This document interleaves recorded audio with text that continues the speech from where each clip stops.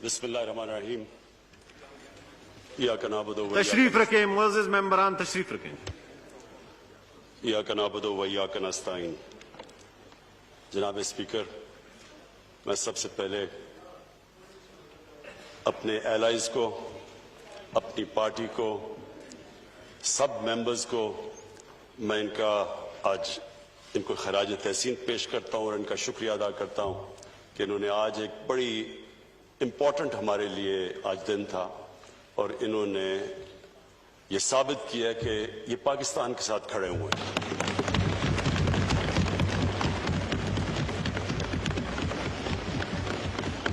मैं स्पीकर साहब फैटफ के बिल से पहले, क्योंकि बड़ा करंट टॉपिक है, जो एक ऐसा हादसा हुआ जिससे सारा हमारा मुल्क हिल गया, वो जो मोटरवे के ऊपर जो सानिया हुआ, मैं सिर्फ उसके ऊपर ब्रीफली ये कहना चाहता हूं कि हमने तब से, जब से ये हादसा हुआ, हम ये सोच रहे हैं कि इसके लिए एक बेहतरीन लेजिस्लेशन पास की जाए कि आगे से सिर्फ हमारी ख्वातीन को ही ना प्रोटेक्शन मिले, बच्चों को भी, जो चाइल्ड अब्यूज के अंदर बड़ी बुरी तरह उनकी जिंदगियां भी तबाह होती हैं, उनकी फैमिली भी तबाह होती है। ये जो रेप है, इसको इस तरह ये देखें कि इसकी वजह से एक इंसान की जिंदगी तबाह होती है, दुनिया में भी, बाहर के माशरों में भी, लेकिन हमारे माशरे में जिस तरह की हमारा कल्चर है, उसमें उनकी भी जिंदगी तबाह, उनकी फैमिलीज भी सफर करती है। और मैं तो खास तौर पे सोच रहा था कि उन बच्चों के ऊपर क्या गुजरी होगी। ये सारी जिंदगी के लिए ये ट्रॉमा रहता है। तो उसके बाद हमने फैसला किया कि हम 3 टियर इसके ऊपर काम करें। नंबर 1 तो पुलिसिंग, रजिस्ट्रेशन, सारी जगह दुनिया के अंदर सेक्स क्रिमिनल्स की रजिस्ट्रेशन होती है, सेक्स ऑफेंडर्स रजिस्टर्ड होते हैं, उनका एक डेटाबेस बनता है, उनको फिर फॉलो किया जाता है, क्योंकि दुनिया का तजर्बा हमें यह बताता है कि जो सेक्स ऑफेंडर्स होते हैं वो रिपीट ऑफेंडर्स होते हैं। जिस तरह ये जो एक अभी भागा हुआ है जो आबिद, इससे पहले भी गैंग रेप की हुई है और फिर से जो भी उसको सजा दी थी, जाहिर है वो इबरतनाक नहीं थी, क्योंकि उसने फिर से किया और ये तो रिपोर्ट हुआ है सेकंड टाइम। बीच में कितने उसने ऐसे जुर्म किए जो अनरिपोर्टेड है, और जितना भी हम इसमें इन्वेस्टिगेट करते हैं तो हमें यह पता चलता है कि ये बड़ा एक छोटा सा नंबर रिपोर्ट होता है। चाइल्ड अब्यूज में भी, जिधर बच्चों से जुल्म होता है, और ये रेप केसेस में भी, क्योंकि हम सब जानते हैं कि वो किस तरह के ट्रॉमा और सदमा से गुजरते हैं, बच्चे भी और जो खातीन भी। तो इसके ऊपर हम तैयारी कर रहे हैं एक बिल की, लेजिस्लेशन की, जिसमें इबरतनाक सजा हो, खौफजदा हो लोग, ये करते हुए उनको पता हो कि किसी की जब वो जिंदगी तबाह करेंगे तो उसके कॉन्सिक्वेंसेस है। सो इंशाअल्लाह ये बिल तैयार हो रहा है, ये आपके सामने चंद दिनों में हम पेश करेंगे, और उसमें सिर्फ यही नहीं कि इबरतनाक सजा देनी चाहिए, उसके ऊपर भी डिस्कस कर रहे हैं, लेकिन ये भी कि जो हमने ये भी असेस किया कि ये भी जो हाल अगर हम पकड़ भी लें, और इंशाल्लाह एक तो पकड़ के दूसरे को पकड़ भी लेंगे, उसके बाद भी उसको कन्विक्ट करना आसान नहीं है, क्योंकि जो जिस तरह की एविडेंस चाहिए अदालत के अंदर वो बहुत मुश्किल होता है, क्योंकि जाहिर है जिस तरह की वो एविडेंस देनी हो विटनेस बॉक्स में खड़े होके, वो बहुत मुश्किल होता है। तो उसके लिए भी हम प्रेपरेशन कर रहे हैं कि प्रोटेक्शन ऑफ विटनेस की, कि क्या उनको सामना ना करना पड़े अदालत में, तो उसकी भी इंशाल्लाह पूरी एक कॉम्प्रिहेंसिव एक लेजिस्लेशन लेके आएंगे। दूसरा जी, मैं ये जो फैटफ की सारी लेजिस्लेशन और ये जो कहानी चली है, मैं सिर्फ आज अपने मुल्क के सामने, अपनी पार्लियामेंट के सामने, ये जिधर जा भी रही है हमारी, ये देख भी जो रहे हैं पाकिस्तान में लोग, देखें जी, फैटफ का हमें सबको पता चलना चाहिए कि ये फैटफ कोई तहरीक हमारी गवर्नमेंट की वजह से नहीं, हम फैटफ के ग्रे के अंदर आए, ग्रे लिस्ट के अंदर। ये हमें विरासत में मिला, इनहेरिट किया हमने। और सबको ये भी पता होना चाहिए कि इसकी ब्लैक लिस्टिंग का मतलब ये है कि पाकिस्तान के ऊपर सैंक्शंस लग जाती है, हमारी फाइनेंस, हम बाहर के फाइनेंसेस से मुल्क कट ऑफ हो जाता है।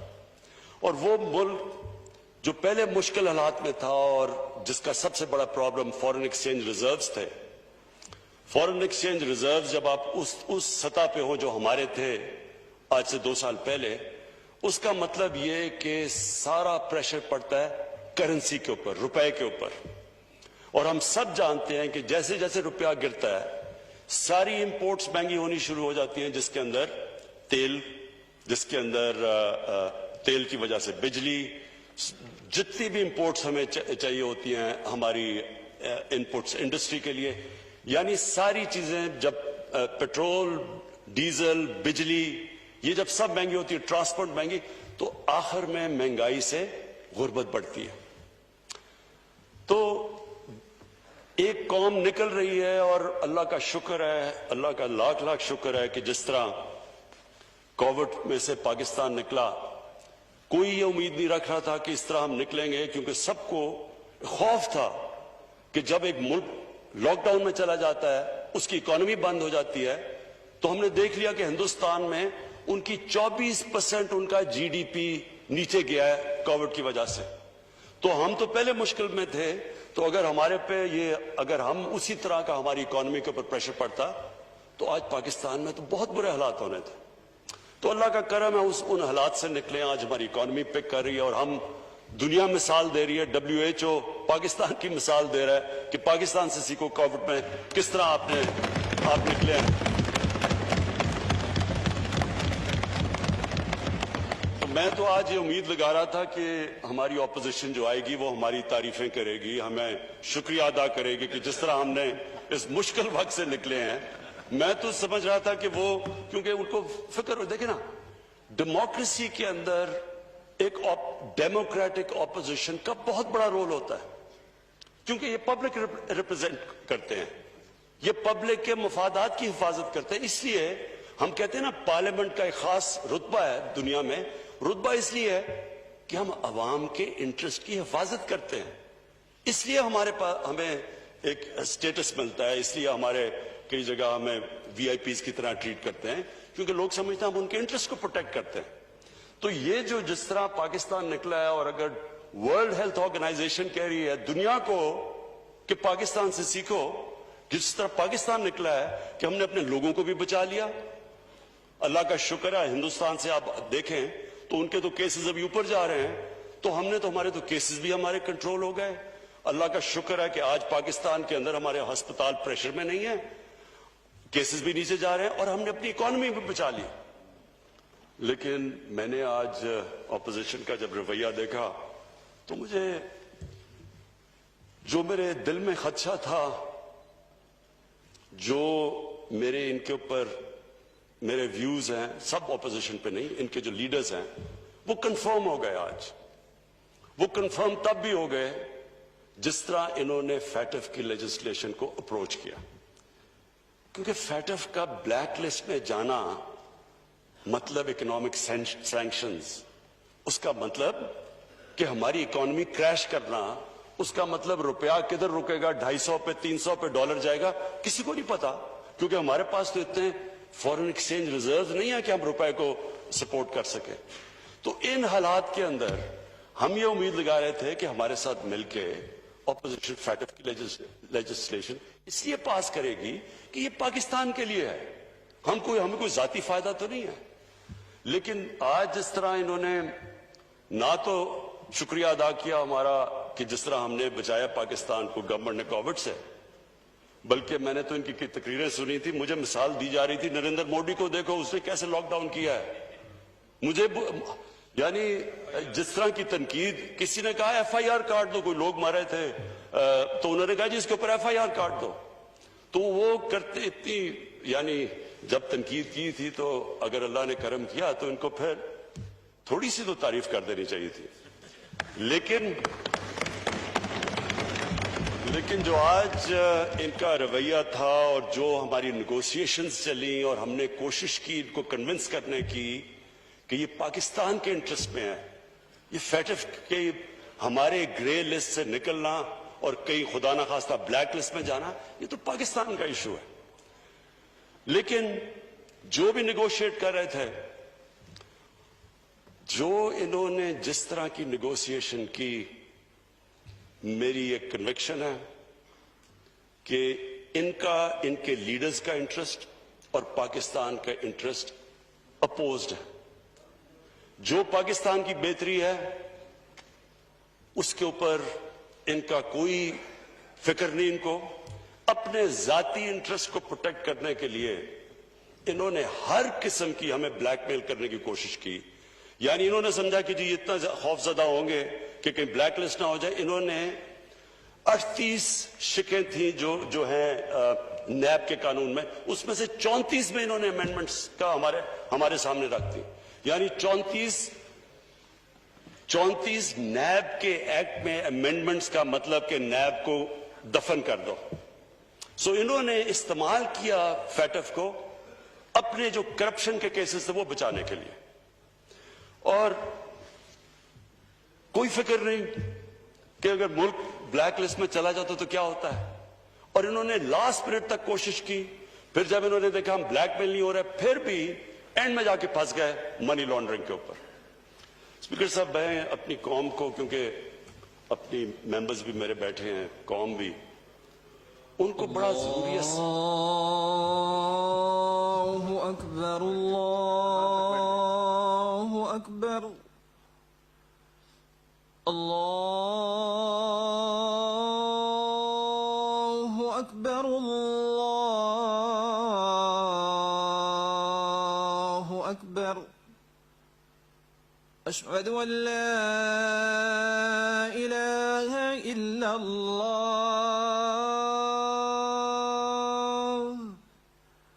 अशहदु अन ला इलाहा इल्लल्लाह,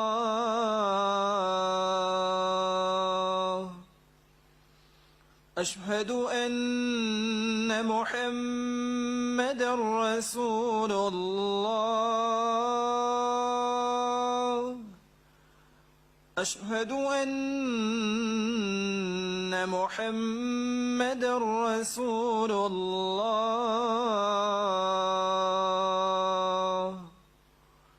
हय्य अला अस्सलाह,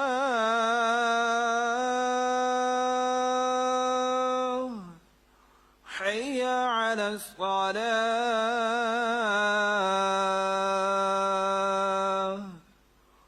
हय्य अला الفلاح،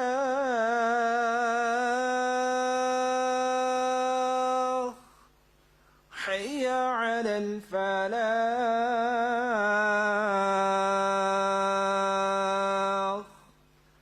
الله أكبر، الله أكبر، لا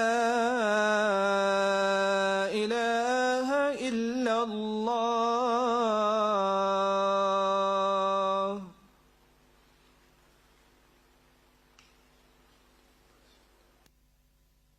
जी प्लीज। मनी लॉन्ड्रिंग, सब लोगों को समझ नहीं मनी लॉन्ड्रिंग की आती। मैं ब्रीफली एक्सप्लेन कर दूं। मनी लॉन्ड्रिंग होती है कि जब आप एक मुल्क में पैसा नाजायज तरीके से बनाते हैं तो जरूरी ये होता है कि वो आप उसको मुल्क से बाहर रखें, क्योंकि वो मुल्क के अंदर वो नजर आ जाता है। तो इसलिए जब आप सारी दुनिया में, हमारा ये इशू नहीं है, ये सिर्फ ये सारी तीसरी दुनिया में जो डेवलपिंग वर्ल्ड है, आप हर डेवलपिंग वर्ल्ड में देखें कि जिधर भी उनकी प्राइम मिनिस्टर्स या मिनिस्टर्स जब पैसा चोरी करते हैं तो वो मुल्क से बाहर भेज देते हैं, और इसको कहते हैं मनी लॉन्ड्रिंग, क्योंकि ये इलीगली बाहर जाता है। और फिर ये उससे प्रॉपर्टीज ले लेते हैं बाहर, लंदन में। बल्कि अभी मैं एक YouTube کے اوپر ایک ویڈیو دیکھ رہا تھا کہ کس طرح ہندوستان میں بتا رہے ہیں کہ ان کے بڑے بڑے امیر لوگ جنہوں نے پیسے چوری کیے ہوئے ہیں وہ سب لندن میں بیٹھے ہوئے ہیں اور ان کے پاس اربوں ڈالرز کی پراپرٹیز اور ان کی بینک اکاؤنٹس ہیں، لیکن ہندوستان کی حکومت کے لیے بڑا مشکل ہے وہ پیسہ واپس لانا۔ یہ ایک ایسا بڑا عذاب ہے اسپیکر صاحب، میں صرف سب کی انفارمیشن کے لیے بتاؤں کہ غریب ملک، ڈیولپنگ ورلڈ غریب ہوتی جا رہی ہے، امیر ملک امیر ہوتے جا رہے ہیں، کیونکہ ہر سال اندازہ لگایا جاتا ہے کہ 1000 ارب ڈالر غریب ملکوں سے، ڈیولپنگ ورلڈ سے امیر ملکوں میں جاتا ہے۔ اسی طرح یہ مے فیئر کے فلیٹس اور یہ سب سے مہنگے علاقوں میں اس طرح کی اور بھی غریب ملکوں کا پیسہ جاتا ہے باہر، اور یہ اصل وجہ ہے کہ تیسری دنیا جو ڈیولپنگ ورلڈ نیچے جا رہی ہے، کیونکہ وہ پیسہ اگر اسی ملک میں خرچ ہو تو اسے نوکریاں مل سکتی ہیں، آپ ہیومن ڈیولپمنٹ کر سکتے ہیں، سکولز بنا ہسپتال بنا سکتے ہیں۔ وہ جب پیسہ باہر چلا جاتا ہے تو باہر تو ان کے لیے نوکریاں مل جاتی ہیں اور وہ ادھر امپلائمنٹ بھی مل جاتی ہے اور ان کی دولت بھی بڑھ جاتی ہے اور ان کے فورن ایکسچینج ریزرو بھی بڑھ جاتے ہیں، لیکن اس ملک میں ایک تو وہ پیسہ باہر چلا جاتا ہے، دوسرا یہ ڈالرز لے کے پیسہ باہر بھیجتے ہیں۔ یہ جو ٹی کا سارا کیس ہے یہ ہے کیا؟ یہاں سے حوالہ ہنڈی سے پیسہ باہر بھیجا، جس کی ضرورت پڑی وہ ٹی سے منگوا لی اور انہوں نے کہا جی کہ نو کوسچنز آج کیونکہ ہمیں ریمیٹنسز آئی ہیں۔ یہ پورا ایک ریکٹ ہے منی لانڈرنگ کا، اور اس ملک میں جو اگر ہمارے روپے پہ پریشر پڑتا ہے، جو میں کہہ بیٹھا ہوں جب روپے پہ پریشر پڑتا ہے مہنگائی آ جاتی ہے، غربت بڑھتی ہے۔ تو جب آپ اپنے ڈالرز یہاں سے ڈالر لے کے باہر بھیجتے ہیں تو وہ دوسرا نقصان پہنچاتے ہیں ہمارے ملک کو، کہ ڈالرز کی جب کمی ہوتی ہے تو روپے پہ پریشر پڑتا ہے۔ اب اس کے اوپر آخر میں یہ جا کے پھنس گئے کہ جناب منی لانڈرنگ کو نکال دو نیب کے قانون سے۔ اگر ان کو کوئی ڈر نہیں ہے، اگر انہوں نے منی لانڈرنگ نہیں کی تو ان کو فکر کیا چیز ہے؟ ہمیں کیوں نہیں ڈر لگا ہوا؟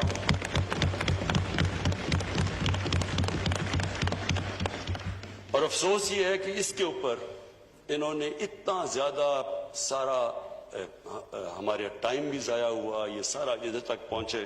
اور پھر سے میں یہاں اپنی ٹیم کا بہت شکریہ ادا کرتا ہوں کہ آپ سب آج آئے اور آپ کا جو جذبہ، اور آپ بیٹھے اور اتنی دیر تک آپ نے پوری صبر سے کام لیا۔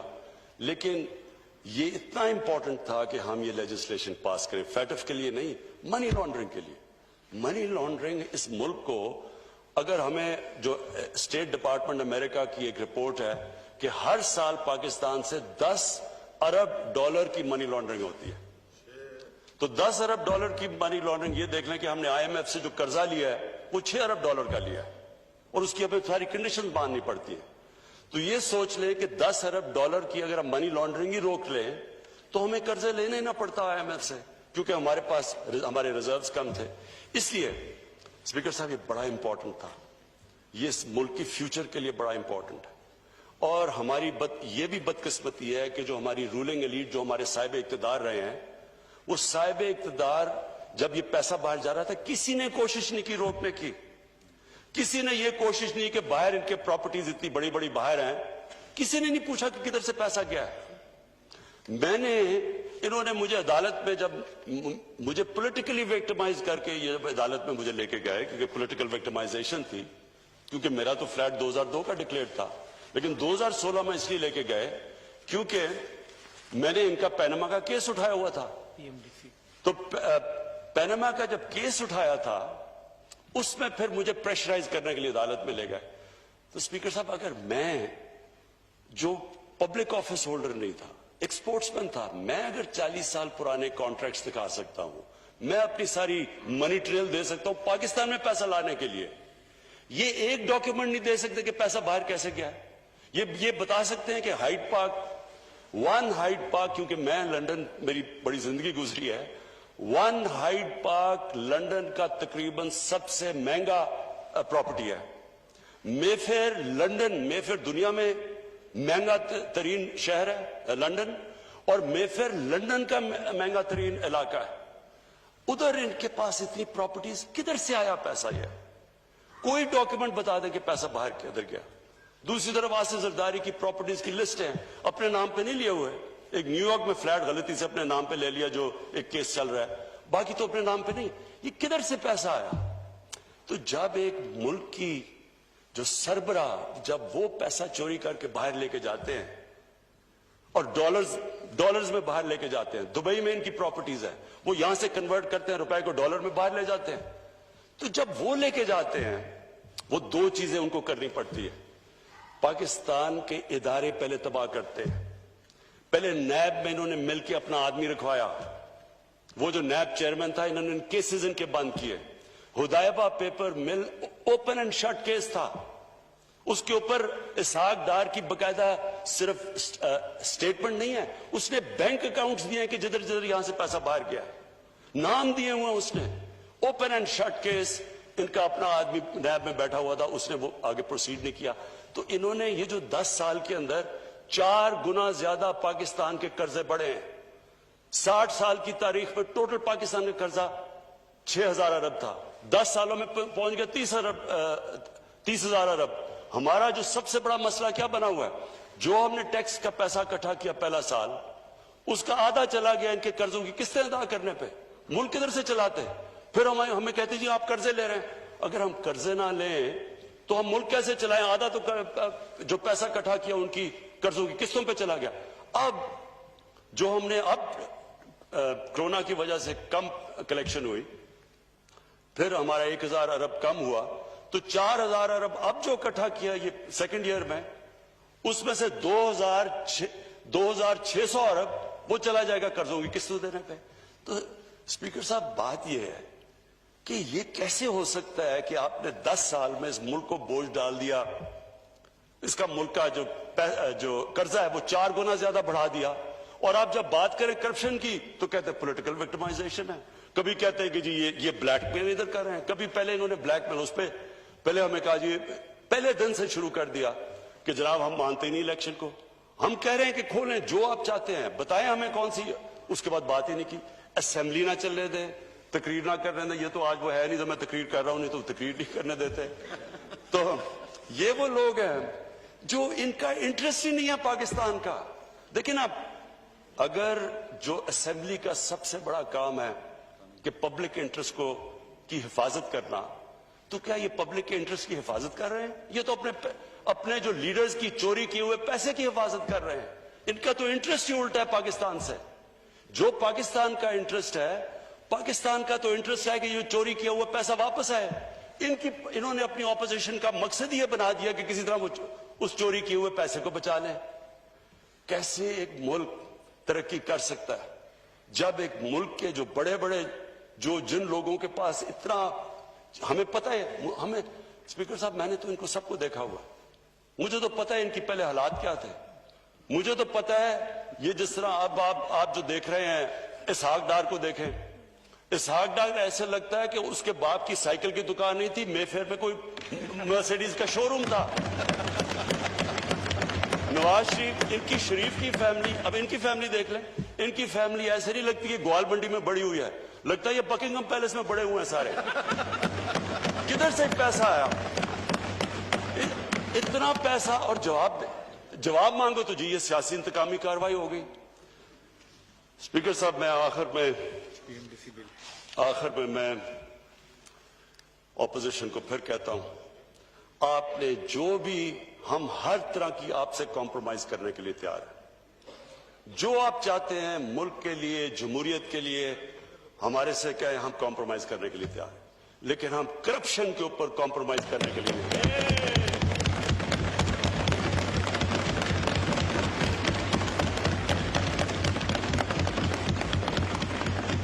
میں آخر میں ہاؤس کا شکریہ ادا کرتا ہوں. یہ جو پی ایم ڈی سی کا بل پاس کیا یہ بہت ضروری تھا. اسپیکر صاحب بدقسمتی سے ہماری جو میڈیکل کالجز اور ہمارے جو ڈینٹسٹری ان کے کالجز کی جو سٹینڈرڈ ہے وہ گرتی جا رہی تھی. اس کے لیے بڑا ضروری تھا کہ جو انٹرنیشنل بیسٹ پریکٹسز ہیں اس کے مطابق ہم ان کی سٹینڈرڈز ریز کریں. اور یہ جو بل تھا, یہ کوشش تو کر رہے تھے 1.5 سال سے. میں پھر سے ہاؤس کا بڑا شکریہ ادا کرنا چاہتا ہوں کہ آج انہوں نے یہ بل پاس کیا, اور انشاءاللہ اس سے ہمارے ڈاکٹرز اور ڈینٹسٹ کی سٹینڈرڈ بڑھ جائے گی. بہت شکریہ.